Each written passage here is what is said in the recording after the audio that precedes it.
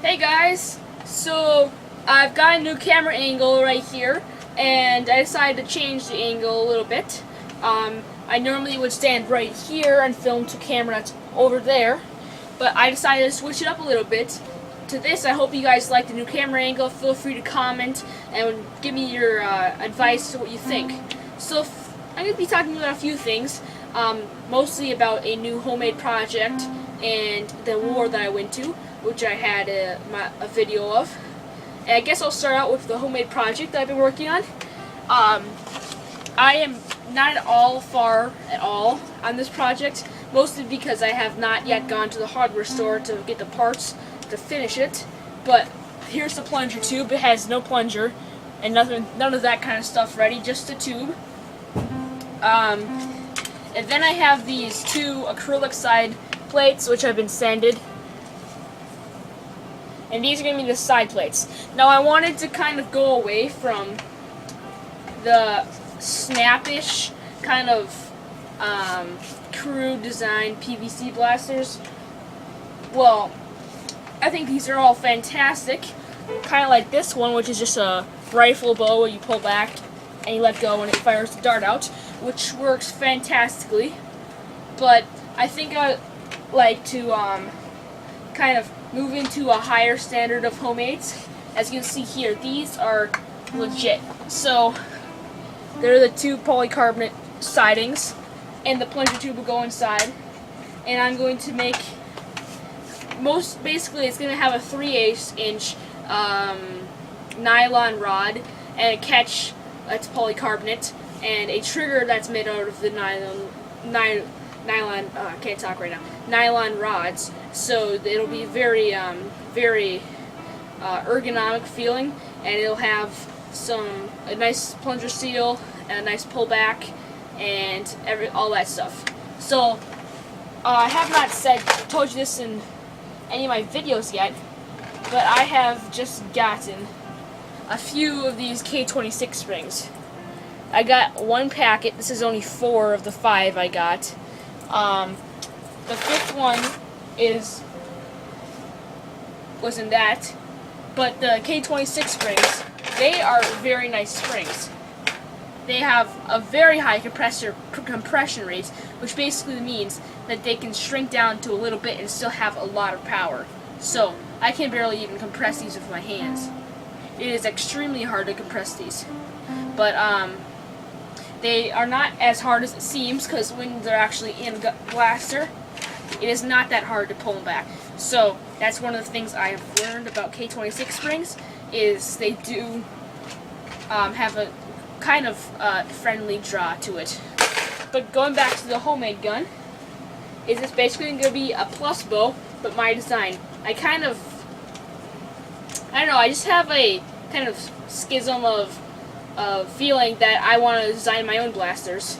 I don't want to just go on Nerf Haven or YouTube, find a video, and then make a review. I mean, just get the parts and make it out of a template. I want to make a legitimate homemade gun that will work well and serve a purpose as my knowledge of increasing my ability to make homemades.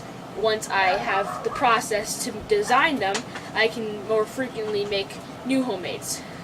So now I'll go ahead and talk about the war. Alright guys, so the Nerf War I went to was called the Minnesota March-tacular Nerf War. It was the opening of the season. It was hosted by a guy named Sun Jensen, who was on the Nerf Haven forums. The war was a lot of fun. It happened this Saturday, and it was a lot of fun. The group was really friendly, and it was very successful. I had to leave early, which was a bummer, but I used my quad shot for most of the time, which is this gun, because it served me the best out of the guns I brought.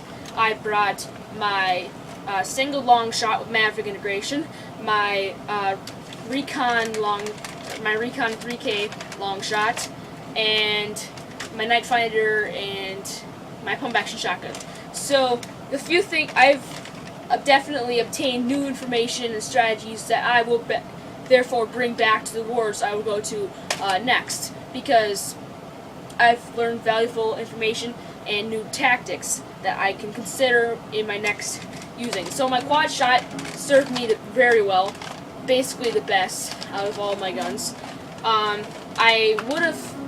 My pump action shotgun would have served me a lot better, but I was currently using darts like this until I found out that they were banned, because glue domes were banned in the war. So then the RCB changed. These darts are a lot thinner than the darts that they had. They gave me darts that looked like this, that are a lot thicker barrel material.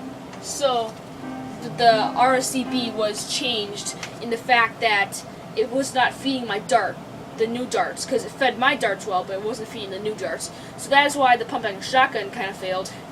One gun that worked good was the long shot with a Maverick underneath. That one served me very well in Defend the Core dual opposite, because I was able to dump a bunch of darts into the target with my Maverick, which I had 3 barrels of, and the long shot was good for taking out the enemies. So now the other long shot with the 3K integration, I've gotten some very valuable feedback on what I should use. I currently had the 3K underneath running off an RSCP clip, and that terribly dropped the range down. So I've decided that I'm going to be using a single CPVC barrel instead. Another gun that I brought was but the long shot worked very good in the long shot. Now another gun that I brought was my Night Finder, which I will show you right now. This is the Night Finder I brought. It worked very well. I used it in the Capture the Flag rounds because I needed something lightweight that I could run around in, and it was very purposeful, and it worked very well in the wars. And I have not mentioned this yet, but this gun right here, which has been my old faithful Night Finder, finally broke, meaning that it does not catch anymore.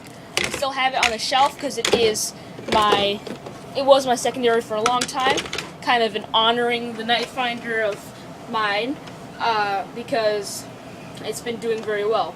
Now I'll go ahead and show you the next. So this is a Nerf Super Soaker. It's one of those bursted Super Soakers, and this one has been forever hoppered. Not forever, it's just been hot glued on. I can take that off. But it has been hopper clipped with a homemade Nerf hopper. Basically what a hopper is, it's a Nerf, or a PVC-Y attachment that allows darts to go down into the barrel and out. And they work very well. They have a very high rate of fire, and this one actually is homemade, being that I use a T, chopped it down, and put an angled piece of PVC sticking down. So this is not changeable through each length of hopper, but I don't need to because this is a fixed blaster and don't need any more power. One thing that I need to mention is that I got some darts from the war. These are darts I just picked up from the ground. So they also lent me some darts to use, which is the majority of those. So now I'll go ahead and talk about this Nerf gun. It's my Super Soaker. The original Super Soaker shot a big blast of water out this barrel, the front barrel, and then little squirts out the lower barrel with a trigger. I took out the trigger because it got caught, and it's notorious for breaking. That's what happened to my friend's same Super Soaker, but not Nerf. So I took out the trigger, and it's got a nice slide action shooting. It's actually not that hard to shoot. And you pump it right here. It fills the air tank. I usually put in around 20 pumps, otherwise it doesn't fire the hopper. Because it's weird, they fire really good after 20 pumps, but anything lower than that won't fire at all. I think it has to do with the pressure in getting through the barrel, but when I load some darts into that hopper, I can just, there's one dart, and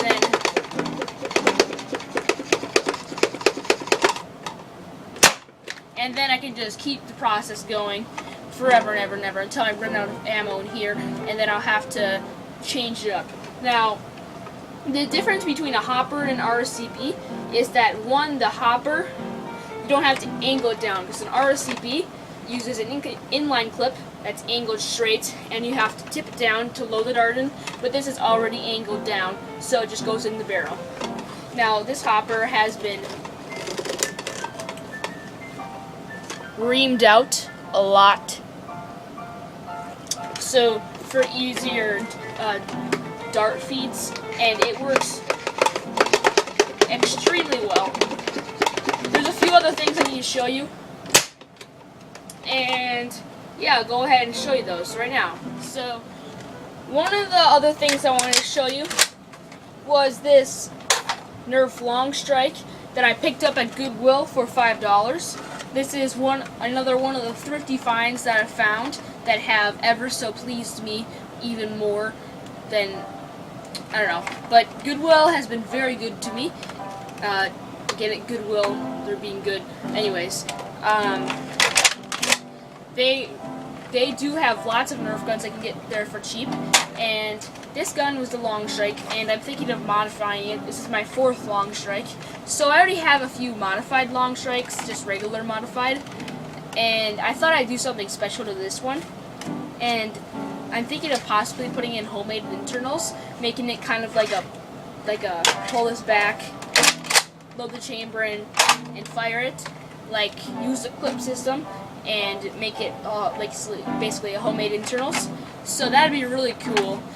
This one comes with all the attachments except for the scope, but the scope is kind of pointless.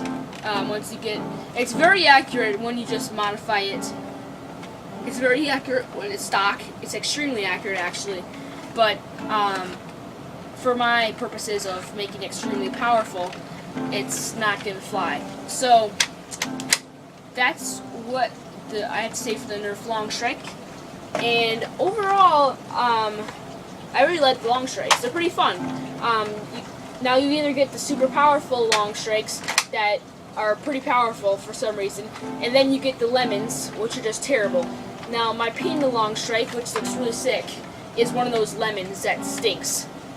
I don't know what's wrong with it, but it just does not work very well. Now, this Longstrike, I hope, I haven't tested it yet, that it will be not a lemon, as they call it. So that is all I have for this video, and just feel free to click that button way up there. Yeah, that button right there. It's a subscribe button, click it, because you should subscribe, right there. Right there. Click it. Also click the like button that's right there, and comment down there. So, I hope you liked this video, this long update of a bunch of random stuff, and anyways, thanks for watching.